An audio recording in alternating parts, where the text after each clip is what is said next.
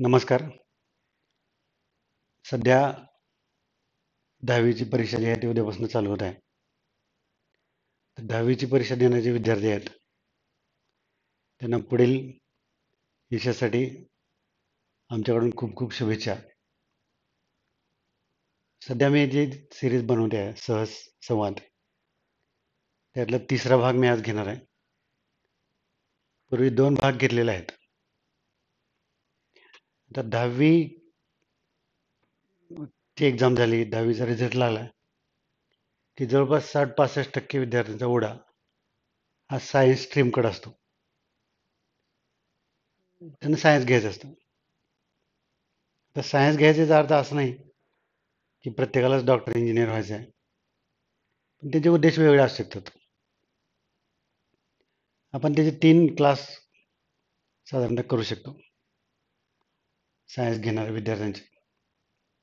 Particularly आता मी मॅथचा teacher आहे, त्यामुळे मॅथच्या अँगलने जर विचार केला तर आपल्याला असं लक्षात येईल की काही मुलं असे आहेत, काही पॅरेंट, की त्यांना मेडिकल इंजिनिअरिंगला जायचं काही घेणं देणं नाही आहे. त्या मुलाला पण इंटरेस्ट नाही किंवा पालकांना पण पाठवायचं नाही. त्याला फक्त 11वी-12वी सायन्स करायचं आहे. पुढे जाऊन त्याला BSc MSc करायचं आहे, BCA करायचं आहे, BCS करायचं आहे, कॉम्पिटेटिव्हची तयारी करायची आहे. पण सायन्स स्ट्रीममधून एज्युकेशन घ्यायचं आहे, कारण त्याला त्याचे बाकीचे काही उद्देश आहेत समजा.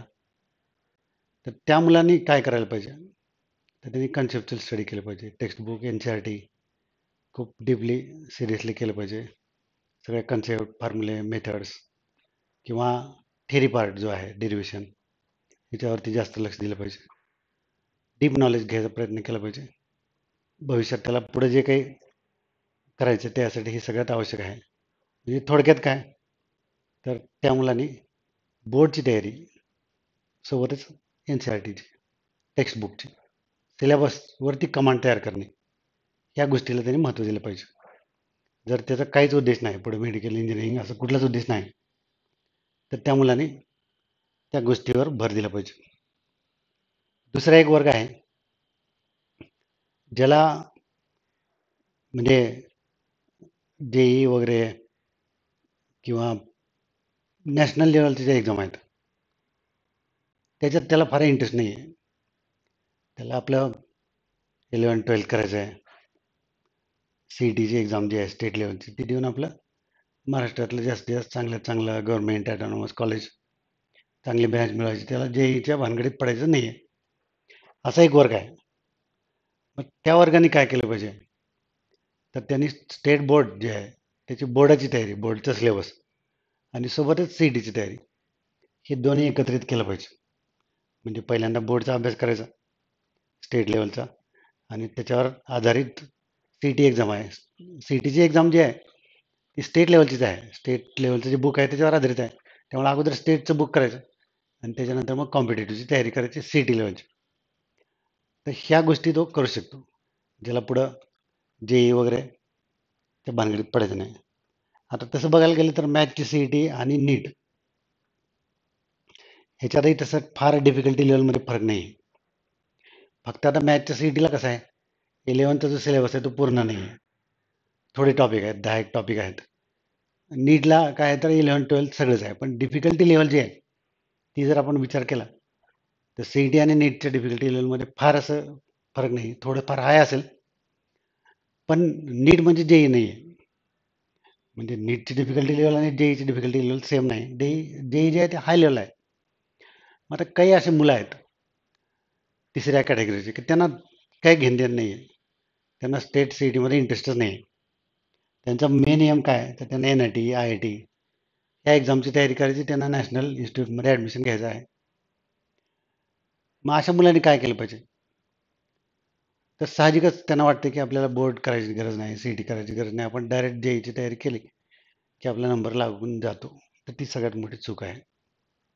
सगळे सुज्ञ पालक सुद्धा ही सगळ्यात मोठी चूक करतात. कारण एक लक्षात घेतलं पाहिजे की आपण समजा पहिल्या पारीवरून डायरेक्ट जर तिसऱ्या पारीवर उडी मारायला गेलो तर मध्ये पडण्याची शक्यता आहे, आपली जर कॅपॅसिटी तेवढी नसेल तर. त्यामुळं बोर्ड CETचा अभ्यास न करता डायरेक्ट काही मुलं JEEचा अभ्यास करतात. त्यांना अंडरस्टँडिंगला प्रॉब्लेम येतात. नंतर त्यांचा इंटरेस्ट कमी होत जातो. मग ते मुलं सिस्टीममधून बाहेर पडतात. मग परत ते कन्वर्ट होतात सी टीमध्ये. तिथेही ते व्यवस्थित सेट होत नाहीत, कारण की त्यांना बोर्डचा बेस नसतो. म्हणजे हे सगळं जे प्रकार आहे हे चुकीच्या पद्धती वापरल्यामुळे होतात. म्हणजे मला हे एक म्हणायचं आहे सरळ सरळ, की ज्या मुलाला फक्त बोर्डचीच तयारी करायची आहे, ज्याला इंजिनिअरिंग मेडिकलला कुठंच जायचं नाही, त्यांनी फक्त स्टेट बोर्डचा अभ्यास करावा किंवा एन सी आर टीचा अभ्यास करावा, सब्जेक्टिव्हचा अभ्यास करावा. ज्याला सी टीज करायची आहे तर त्यांनी सब्जेक्टिव्ह प्लस सी टी लेवलचा ऑब्जेक्टिव्ह या 2 स्टेप केल्या पाहिजेत. ज्याला जेई करायचं नाही, परंतु ज्याला जेई करायचं त्याला पहिल्यांदा बोर्ड करावं लागेल, परत सी टी करावं लागेल, परत जेई करावं लागेल. डायरेक्ट त्याला जेईवर जाता येणार नाही. अशी काही मुलं आहेत 5% 10% मॅक्झिमम, जे डायरेक्टली ते कव्हर करू शकतात. परंतु बाकीच्या मुलांना ते शक्य नाही आहे ते करणं. त्याच्यामुळं हा जो मार्ग आज जेईचं जे आपल्या महाराष्ट्रातलं पर्टिक्युलरली जो रिझल्ट कमी आहे, त्याचं रिझन काय?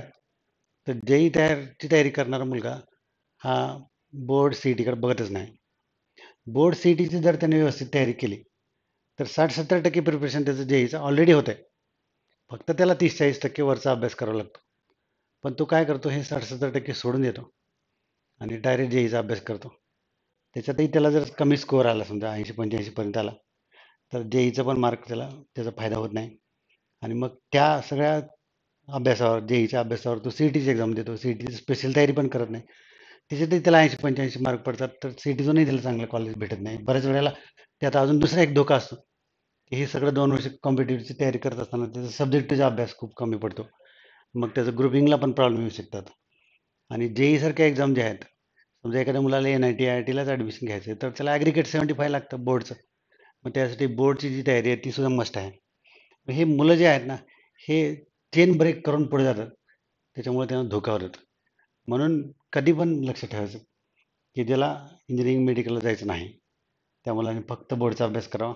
बोर्ड म्हणजे अर्थात दोन्ही आलं समजा, म्हणजे स्टेट आला, NCERT आला.